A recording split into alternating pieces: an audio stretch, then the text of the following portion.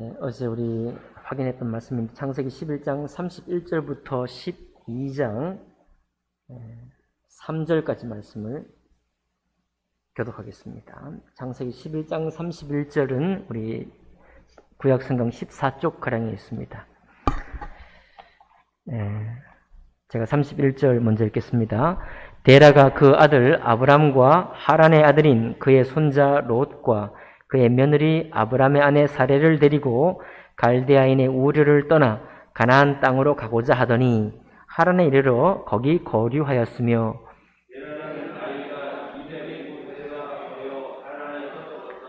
여호와께서 아브람에게 이르시되 너는 너의 고향과 친척과 아버지의 집을 떠나 내가 내게 보여줄 땅으로 가라.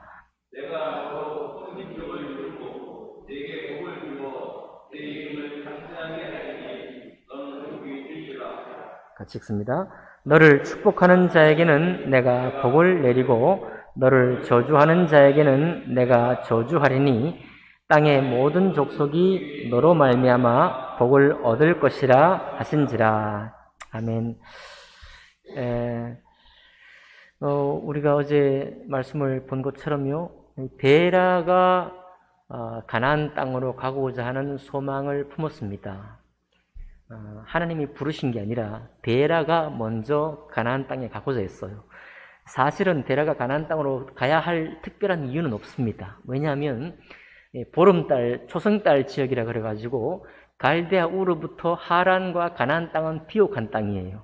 메소포타미아 강이 흐르는 곳이고 요단강이 흐르는 곳이니까 이 전부 다 비옥한 땅입니다. 갈대아 우르에 살아도 전혀 먹고 사는데 지장이 없어요.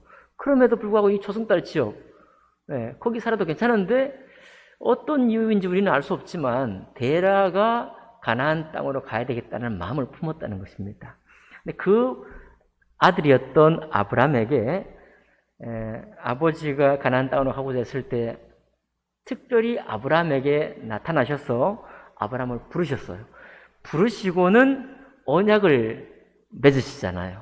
오늘 이것처럼 내가 보여줄 땅으로 가라, 큰 민족을 이루게 하겠다 하고 너를 축복하는 자에게 내가 축복하고 너를 저주하는 자에게 저주하리라 하고 어제 보았던 18장 18절 19절 말씀처럼 너를 부르는 목적은 너로 옳고 바르게 행하도록 하기 위함이라는 그런 부르심의 목적을 주셨습니다. 그 목적대로 그 창세기 18장 18절 19절 다음에 바로 나오는 이야기가 뭐냐면 소돔과 고모라에 가가지고 이제 하나님이 불심판하려고 작정하기 직전인데 아브라함이 이제 소돔과 고모라에 찾아가요. 일부러. 사실 자기가 평생 하란을 떠나 가나안에 와서 정착하면 족장이고 그가 먹이던 가축들도 많이 있고 종들도 많이 있어서 아브라함 평생 사는데 아무 지장이 없습니다. 그냥 하란에서 가나안 땅에 들어와서 잘 먹고 잘 살았더라 해도 아브라함에게 전혀 문제가 없어요. 가진 소유가 충분했습니다. 그런데 하나님이 아브라함과 언약을 딱 맺으시는 순간 그 부르심이 확실한 부르심으로 여러분 예수님도 그냥 하나님이라고 하시는 게 아니라 나의 하나님이라고 그랬잖아요. 아브라함에게 일반 하나님, 일반 여호와로 계신 게 아니라 그냥 나의 하나님으로 부름받고 나의 하나님의 나를 향한 부르심에 아브라함이 응답한 거예요. 그러니까 소돔과 고모라를 주님이 심판하시려고 하기 직전에 굳이 아브라함은 자기 가나안 땅에서 물론 가나안 땅 근처에 있는 거지만 소돔과 고모라 성에 가서 거기에 의인들이 있을까 하고 물어도 보고 찾아다 보고 그렇게 하는 겁니다. 이유는 뭐냐면 하나님이 아브라함과 맺은 언약 때문이에요. 또 나의 하나님 되신 하나님과 아브라함이 그 부르심의 확신을 가지고 있었기 때문에 자기가 사는 형편과는 전혀 상관없지만 소돔과 고모라에 가서 의로운 사람을 찾으려고 했고 또 그 성에서 건져내려고 했던 겁니다. 그게 왜 그래요? 나의 하나님에 대한 그 부르심의 확신 때문에 그런 것입니다. 그러니까 우리가 신앙생활 하면서 신앙생활이 밋밋하거나 건조하거나 아니면 싱겁다, 혹시 이제 그런 경우가 있다고 한다면 그거는 어떤 경우냐 하면 일반 하나님은 내가 알아요. 내가 일반 하나님은 내가 섬기고 일반적으로 하나님을 내가 예배를 합니다. 그러나 나의 하나님의 부르심, 나의 하나님이 나를 어떤 일에 쓰기를 원하시는지 그 부르심에 대한 확증이 없을 때는 우리의 신앙이 조금 연약해질 수가 있는 겁니다. 그래서 오늘 이 말씀을 보면 데라가 가나안 땅에 가고자 했던 그 마음을 주님이 동행하실 뿐만 아니라 그 아들 아브라함을 부르셨던 것처럼요, 우리가 우리 인생의 소망을 가지고 우리 인생의 그림을 가지고 지금까지 살고 있고 또 특별히 주님의 부르심을 통해 교회를 섬기고 있잖아요. 그런데 그 속에서 내가 선택하고 내가 원했고 나의 모든 일을 돌보아 주시는데 주님이, 그럼에도 불구하고 아브라함이 가나안 땅에 자기 일에만 매물러 있지 않고 소돔과 고모라에 가서 의인을 찾으려고 했던 그것은 나의 하나님이 나를 향한 부르심의 확증이 있었고 그것을 믿었기 때문에 아브라함은 당연히 그렇게 행했다는 겁니다. 그래서 오늘 여러분과 제가 이 8월달 휴가철에 정말 우리 전반기의 일들을 다 이제 그 수고로움을 내려놓고 다시 회복하고 재충전할 이 8월달에 우리가 함께 나누고 싶은 것은, 하나님이, 내가 정말 하나님을 섬기고 하나님이 계신 것도 알고 우리 주 예수님께서 나를 구원하신 것도 아는데 나의 하나님이 나를 향해서 어떤 부르심으로 나를 사용하기 원하시는지 그 확증을 우리가 남은 생애 동안 한번 더 물어보고 더 한번 가진다면 얼마나 우리의 생애가 더 축복이 될까, 그런 말씀을 좀 나누고 싶은 것입니다. 지금 병상에서 어려움을 겪고 있는 김봉룡 성도님은 영동에 땅을 구입하셔서 여러 가지 목적이 있었겠지만 거기에 선교사님의 이제 은퇴 후에 선교사님의 어떤 그런 그 자리를 마련하고자 했던 그런 소망이 있었습니다. 저는 하나님께서 그 소망을 아시고 축복하셔서 그분이 살아생전에 회복하셔서 그 꿈을 이룰 수 있기를 바랍니다. 그런데 그것이 어떻게 그 김봉종 성도님만의 꿈이겠습니까? 지금 큰빛교회 우리 목사님, 천병선 목사님은 은퇴 목사님들을 향한 그런 그 공동체, 그런 교회를 세워야 되겠다. 그분이 올해 연말에 은퇴하시거든요. 젊은 나이지만 이제 몸이 좀 불편하셔서 이제 사역을 내려놓습니다. 그런데 교회에다 부탁을 내서 이 은퇴 목사님들이 갈 곳이 없다.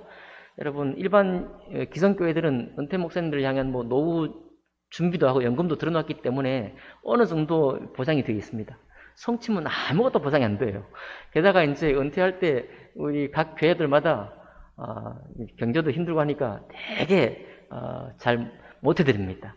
그러니까 이제 안타까운 나머지 그런 일을 한다고 해요. 저도 그냥 지켜만 보고 있는 것입니다. 그 교회에서 주로 이제 그 일을 하실 것 같은데, 그러나 그게 꼭 큰빛교회만의 일일 필요는 없는 것이죠. 저는 여러분 오늘 격려를 또 특별히 드리기를 원합니다. 저희가 집을, 거처를 마련할 때 우리 성도님이 또 백방팔방 알아보시고 우리 거처를 마련해 주셨습니다. 우리가 이제 좋은 곳으로 안내를 해 주셨어요. 제가 복을 누리고 있는데 그것도 어떻게 보면 주의 천사의 손길이다, 저는 이렇게 믿고 싶고요. 그리고 그런 일이 단지 비단 우리 나는 목사님 된 분의 섬김만이 아니라 우리가 왜 하나님이 나를 향해 어떤 쓰임을 쓰기 원하신다면 이것이 어떻게 확장이 될지, 어떤 모양으로 내가 다른 사람들을 또 섬길 수 있을지 우리가 생각은 해볼 수 있지 않겠습니까? 저희가 또 김원배 선교사님 지금 고인이 되셨는데 우리 교회에 이제 제가 전도사일 때 와서 이제 말씀을 전하셨습니다. 저희가 이제 모시고 교회에 살 때 이제 하룻밤 지냈는데 다음날 아침에 제 아내가 이제 된장국하고 집밥을 이렇게 모셔드렸습니다.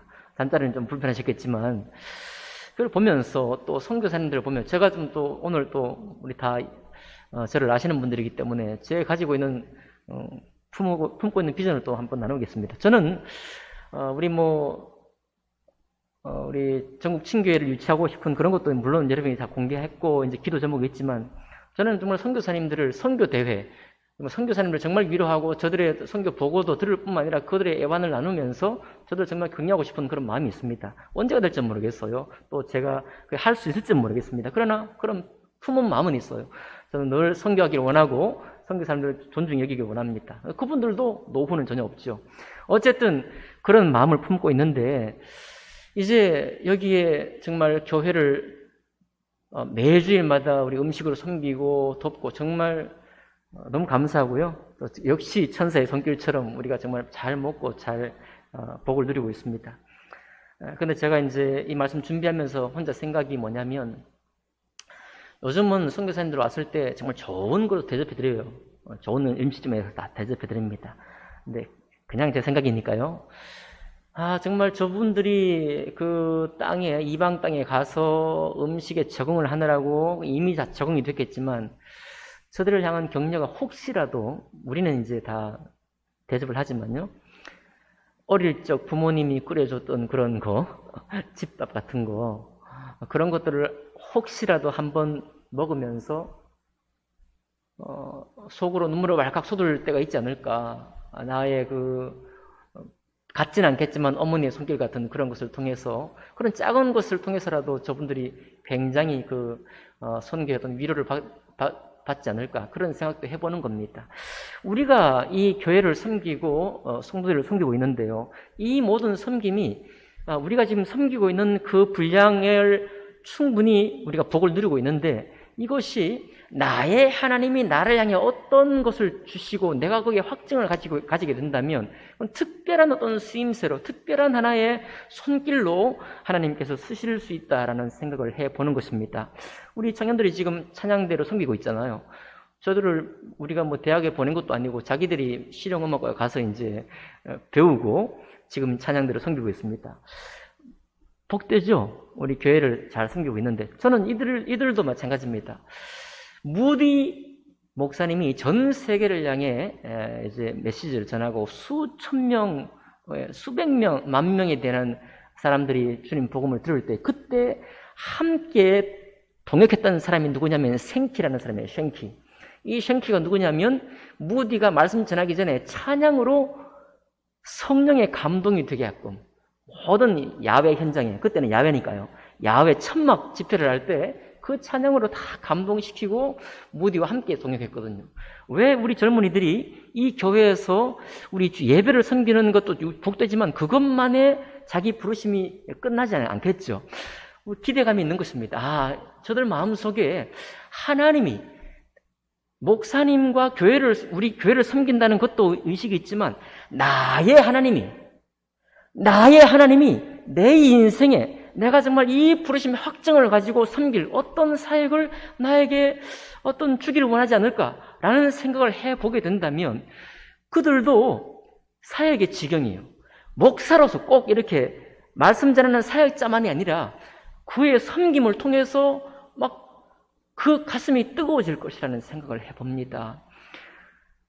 자기의 시간을요, 우리 예배 드리기만 하는 것이 아니라 찬양에 감동이 되고 성령의 충만한 찬양을 드리기 위해서 애를 쓰기도 하겠죠.